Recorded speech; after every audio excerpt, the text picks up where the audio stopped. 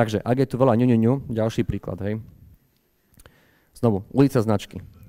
Toto boli naši konkurenti pri ďalšom projekte. Takže fakt, toto ľudstvo je doriti, lebo... Hej. Mooncake is made of the moon is made of pancakes. Trade, earn and win crypto on the most popular decentralized platform in the galaxy. Pancake Swap. Sandy Swap, konkurent ich, to je super. Decentralized trading protocol on Cardano, Sandy native, scalable, decentralized exchange, automated, ale riti sú tam tieto zmrzlinky. Takže cítili sme, že je tu príležitosť. Ale dve veci. Dve veci, hej, že... Viete ako teraz kozmetické značky, že aká je inovácia v kozmetike? Že poďme vyzerá rovnako, hej, že akú farbu? Millennial Pink. A cash, tak to dávajú dizajnerom ľudia peniaze. Millennial Pink nám dali, hej, budeme ružová značka v kozmetike, úplne super nápad. Takže ono to ničí to odlišenie tej značky, to rozpoznanie tej značky, ale vám to niekedy pomôže zviesť sa na nejakej vlne. Takže napríklad, obidva prístupy sú správne. Ja chcem sem zviesť na vlne brandingu, ktorý je ňuňuňu v krypto, takže tam je rýchla adopcia a mám lepší produkt, tak to môže byť správny postup. Že použijem brand kódy, ktoré tá cieľová skupina tej ulici už pozná. Zároveň, ak sa chcem odlíšiť na tejto ulici značky, tak nevyužijem klišé kategórie a využijem niečo úplne iné. A keďže sme vedeli, že proste, že áno, väčšinou to budú proste muži, nechcem povedať žijúci s mamami, nepoviem to preto, ktorí proste reagujú na ten ňuňuňu svet, tak zároveň tam proste aj skupina proste chalanov, ktorí ako keby majú pocit straty maskulinity a sú osamelí. A teraz to je akože strašné, rozprávame o nejakom Cardano krypto svete, hej, kde proste budeme proti nejakému záčikovi. A to bol taký náš insight, taký ako keby, že poďme niečím rozmýšľať. Takže ak sú naši konkurenti, volajú Sandy, Swap, Cardax, Adax, Maladex, Ergodex,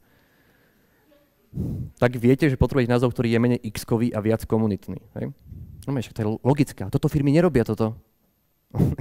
Im sa páči názov s x-kom, to je super, no poprdeli, ale ste potom, hej. Ak vaši konkurenti Sandicep, Cardax, Adax, Maladex, Ergodex majú obsiedlené všetky farby, tak vy si obsadíte takú, ktorá vás odlíši.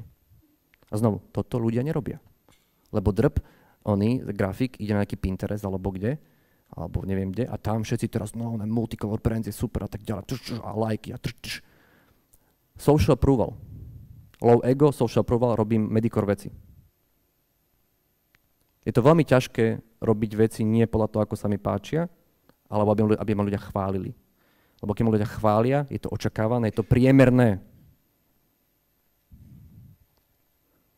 Ale žiaľ, žijeme v takej dobe, strate tých takých štruktúr klasických, bez nejakých sociálnych rituálov a jasného pozicioningu človeka v spoločnosti, ten craving za to uznanie spôsobuje zníženú efektivitu na marketingu.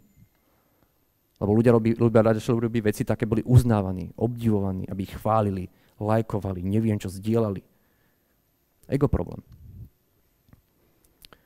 Takže, ak sú naši konkurenti Sandicep, Cardax, Adax, Maladex, Ergodex, hlavy, my to možno nakoniec vyčarujeme nakoniec, keď to budeme opakovať, taký démon príde, hravý alebo technologický, tak proste my prinesieme do centra ľudí.